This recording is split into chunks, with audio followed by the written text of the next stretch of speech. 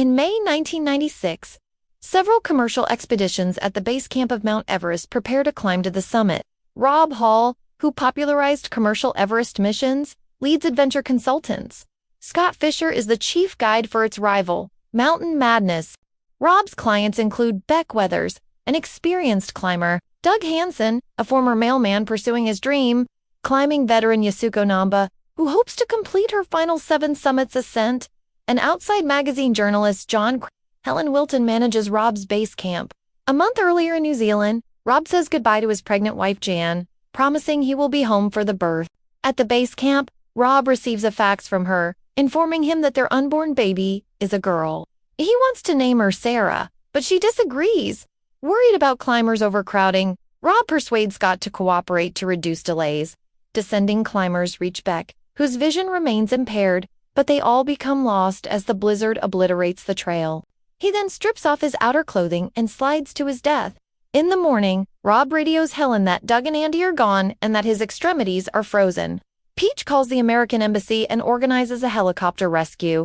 Nepal Army pilot El Takal, Maiden Katre Chetri flies a high-altitude mission to take Beck to the hospital. Helen calls Jan, hoping that Rob will respond to her voice. Returning home, Helen has an emotional reunion with Jan, who later gives birth and names her daughter Sarah. Beck returns to his family, heavily bandaged. Closing titles reveal that he eventually lost both hands and nose to frostbite, and that Rob's body remains on Everest. Jan tells him that he must start moving. Rob tells her that he is cold but otherwise comfortable and asks her to name their baby Sarah, dying soon afterward. 3 climbers go for help, leaving Beck and Yas. Guide Andy Harold Harris reaches Rob with spare oxygen, but the cylinder aperture is frozen shut. They huddle together in the storm. On the summit attempt, Rob's group departs from Camp 4 before dawn. Planning to complete the ascent, Beck has eyesight problems and stops. Rob tells him to return to base camp if his condition does not improve The weather, however, makes a rescue impossible. Helen calls Beck's wife Peach, informing her of the situation.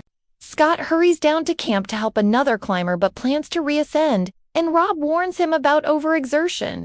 And begin descending by 2 p.m., the latest safe time to ensure return before nightfall. No extra bottles are stored on the route, as Rob asked, and he radios Helen to send more oxygen. Doug, left briefly by Rob, semi-consciously detaches himself from the guide rope and walks unsteadily along the narrow path, then silently topples to his death.